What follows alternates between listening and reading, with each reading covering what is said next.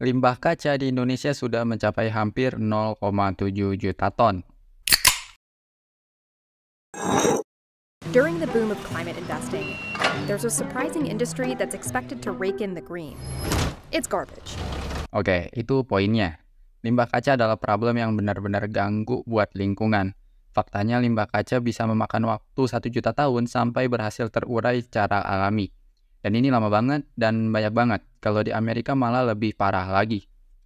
Setiap tahunnya Amerika menghasilkan limbah sebanyak 292,4 juta ton dan sampah kacanya mencapai 12 juta ton.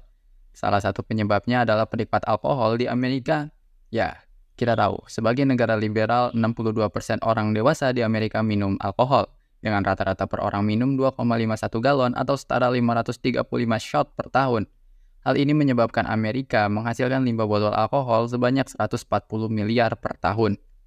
Tapi bukan berarti karena Amerika menghasilkan sampah kaca lebih banyak dibandingkan Indonesia, kita menganggap bahwa limbah kaca di Indonesia itu hal yang lumrah. 0,7 juta ton limbah kaca bisa aja nggak terurai.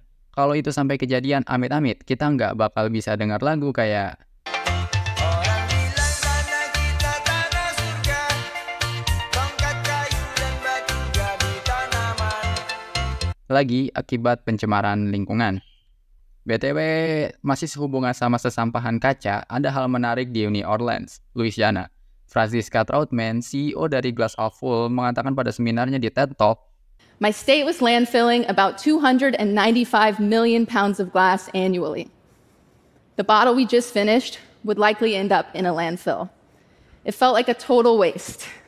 di mana hal ini mendorong dia dan rekannya Mark Stace untuk membangun Glass Half Full yang bermula di belakang asrama universitasnya. Coba bayangin, dari sebuah mesin kecil di belakang asrama berubah menjadi mesin besar yang mampu mendaur ulang 8 juta pon kaca. Tapi limbah kaca bukan jadi satu-satunya alasan mengapa Glass Half Full berdiri. Di wilayah New Orleans terjadi peristiwa erosi pantai yang telah menghilangkan 600 mil persegi daratan. Bahkan menurut NOCEP, lembaga negara di New Orleans menyatakan bahwa New Orleans bakal kehilangan 2.250 mil persegi dalam kurun waktu 50 tahun. Gampangnya, itu kurang lebih 8 kali luas Jakarta. Sudah jelas buat warga New Orleans ini masalah besar. Franziska juga menyinggung tentang minimnya daur ulang kaca di Louisiana. Berdasarkan data, daur ulang kaca di Amerika Serikat cuma mencapai 33%, di mana 9 juta ton berakhir di tempat pembuangan akhir. Anggap aja 9 juta ton kaca numpuk gitu aja di Bantar Gebang. Oleh karena itu, munculnya Glass Half Full menjadi angin segar bagi Louisiana, khususnya New Orleans. Keberadaan Glass Half Full bisa mengurangi limbah dan menghemat APBN New Orleans, yang semula New Orleans menggelontorkan jutaan dolar buat masalah limbah daur ulang dan mengimpor jutaan pon pasir. Dengan munculnya Glass Half Full, alternatif untuk praktik ini pun tersedia. Di sisi lain, keberadaan Glass Half Full telah mendorong masyarakat untuk memerangi erosi pantai. Mereka membangun tanggul dari pasir daur ulang, sedangkan wilayah dalamnya ditanami rumput teki. Dan dalam beberapa waktu, hasilnya jadi kayak gini.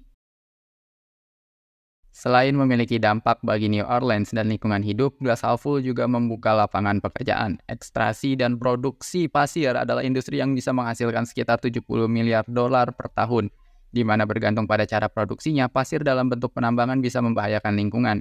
Glass Half Full mendorong industri hijau atas dasar sistem daur ulang, membuatnya berkembang di New Orleans dan menciptakan lapangan kerja. Bisa dikatakan bahwa Glass Half Full adalah ide yang luar biasa. Mereka menyelesaikan berbagai masalah dan turut ikut dalam pengendalian limbah kaca serta menyelesaikan masalah erosi pantai di New Orleans. Jadi gimana? Apakah ide Glass Half Full bisa diterapkan di Indonesia? Terima kasih yang udah nonton, dan bagi yang mau berdiskusi bisa ditulis di kolom komentar. Cemiu, dan sampai jumpa di video selanjutnya.